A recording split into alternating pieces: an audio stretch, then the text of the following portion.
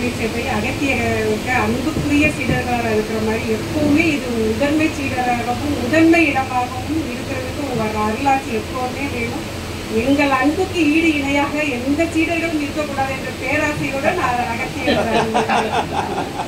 எப்பவுமே நாங்கள் தான் முதன்மை சீடர்களாக இருக்கணும், முதன்மை அன்புக்குரியவர்களாக இருக்கணும், திருச்சி மாவட்டம் தான் முதன்மைக்குரிய சீடர்களாக இருக்கணும்னு அகத்தியரையாக்க எல்லாரும் கோபப்பட்டாலும் அந்த ஆசையை நான் அகத்தியரையாக இதனை பேராசை என்று அகத்தியர் உரைக்க மாட்டோம், பெரும் ஆசை என்று. இது பேராசை அல்ல, பேறு பெற்ற பேறுதனை அடைவதற்குரிய அற்புதமான ஆசை என்று. நிச்சயமாக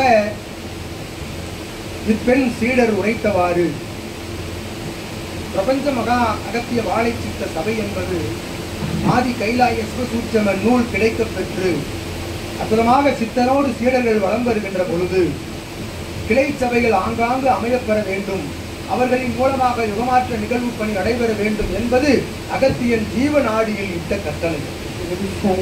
கிட்டத்தட்ட 20-27 ஆண்டுகளுக்கு முன்பாக ஜீவ நாடிகளில் இருந்து சித்தன் சீடர்களோடு பயணப்படுகின்ற பொழுது ஜீவ ஏடுகளில் இத்தகைய திருச்சி மாநகர், திருவானைக்காவல், திருவண்ணாமலை, திருச்செந்தூர் என்ற அற்புதமான திரு என்கின்ற நாமங்கள் துவங்குகின்ற நகரங்களில் இருக்கக்கூடிய ஜீவ ஏடுகளின் மூலமாக பயணப்பட்ட சித்தனுக்கு வழங்கிய ஆசி நிலைகளில் அகத்தியன் இட்ட கட்டளை, அகத்தியன் கூறிய ஆசி நிலை தற்பொழுது நிறைவேறி கொண்டிருக்கின்றது என்று அகத்தியன்.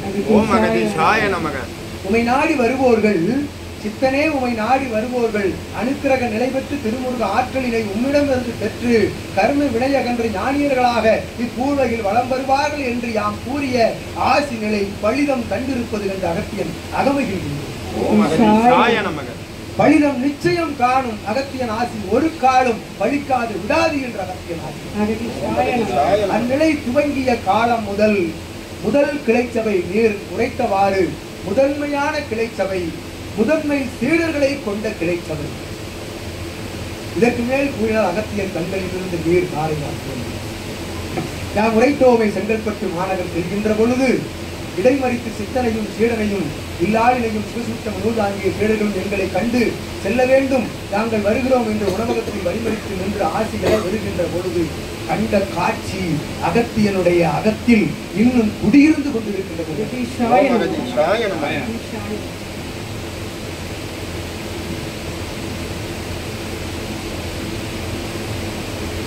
ஒவ்வொரு சீடனது கண்களிலும் இருந்து வந்த கண்ணீர் ஒருவருக்கொருவர் ஒருவர் சுயநிலையில் வேறுபட்ட கருத்துக்களை ஒருவருக்கொருவர் கொண்டிருந்த பொழுதும் அத்தகைய வேறுபட்ட கருத்துக்களுக்கெல்லாம் இடம் கொடாது தன்னை நாடி வருகின்ற ஒரு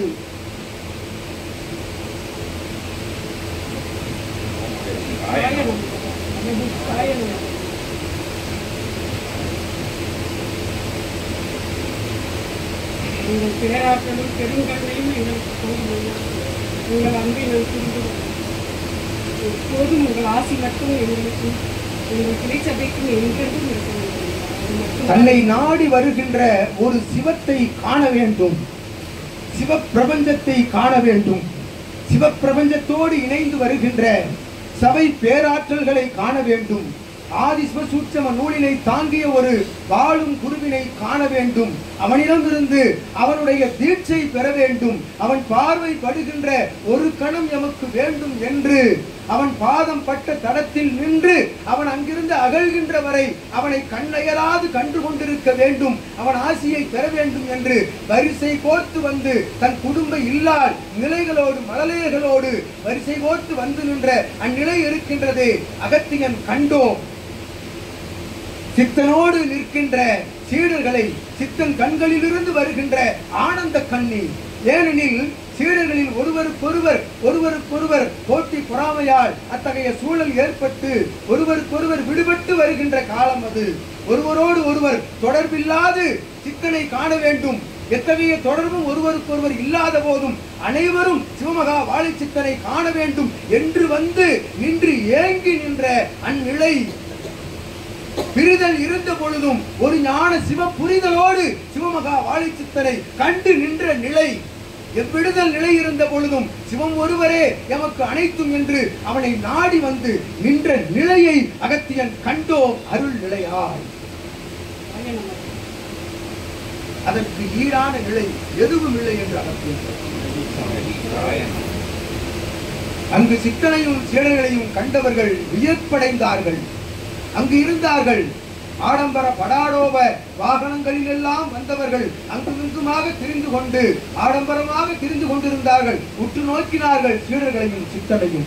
இவர்கள் எல்லாம் யார்? இவன் தலைவன், இவன் யார்? ஒருவரது கண்கள் கூட சித்தனது திருமுகத்தை விட்டு அகலாது அவன் கூறுகின்ற அவ்வுபதேச நிலைகளை கேட்டுக் கொண்டிருந்தார்கள். அகத்தியன் கண்டோம். ஒருவன் கண்கள் கூட அங்குமிங்கும் செல்லவில்லை. அகத்தியன் கண்டு கொண்டிருந்தோம்.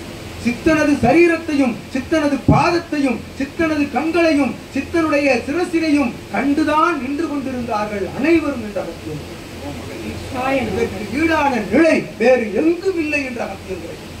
இதுவே ஒரு வாழும் குருவிற்கும் சீடர்களுக்கும் உள்ள ஒரு பந்தம் என்ற அகத்தியன். இது பிரபஞ்ச சொந்த பந்தம் என்ற அகத்தியன். இவன் யார், நீ யார், இவன் யார், அவன் யார், ஒருவருக்கொருவர் எத்தொடர்பும் இல்லாத நிலை கலியுகத்தில். ஆனால் பூர்வ ஜென்மத்தில் நிச்சயமாக அகத்தியனோடு சிவத்தோடு தொடர்புடைய சீடர்கள் யாவரும் பிரபஞ்ச மகாசபை சீடர்களே என்று அகத்தியர்கள் ஆற்றல் கொண்டு அகத்தியனுடைய பணி அற்புதமாக நிறைவடைந்து கொண்டிருக்கின்றது என்று நாம் உரைத்தோமே.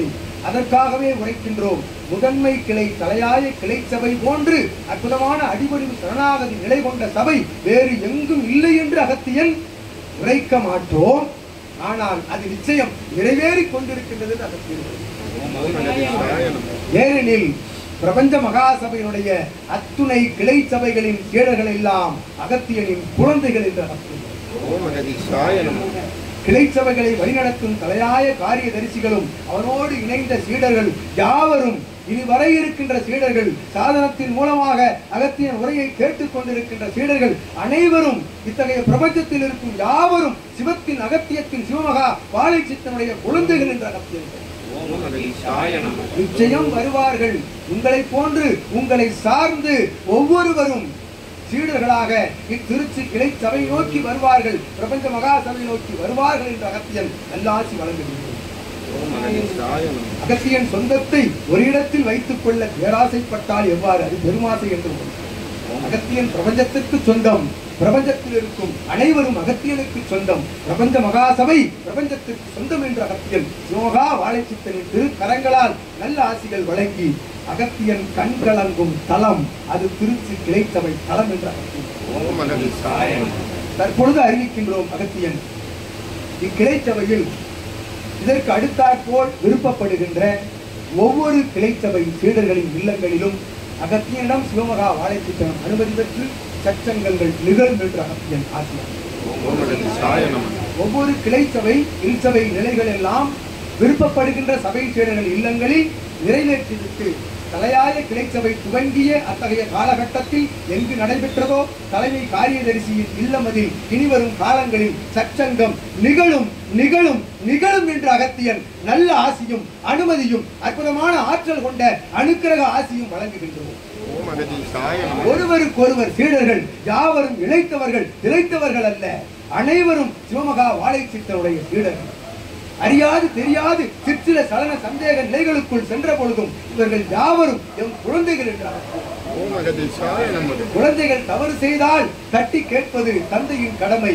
தட்டி கேட்கின்ற பொழுது அவனை தலை வணங்கி அதற்கு அடிபணிந்து நிற்பது குழந்தைகளின் உரிமை என்று அகத்தியன் கடமை என்று உரைத்து அற்புதமாக யாவரது இல்லங்களிலும் விருப்பப்படுகின்ற கிளை சபை சீடர்களின் இல்லங்களிலும் சச்சங்க நிகழ்வு நடைபெறும் என்று உரைத்து இறுதியாக கிளை சபையில் தலையாய தலமாக விளங்குகின்ற அத்தவை கிளை சபை தலை காரியதரிசியின் இல்லத்தில் நிகழும் என்று நல்ல ஆசி வழங்குகின்றோம்.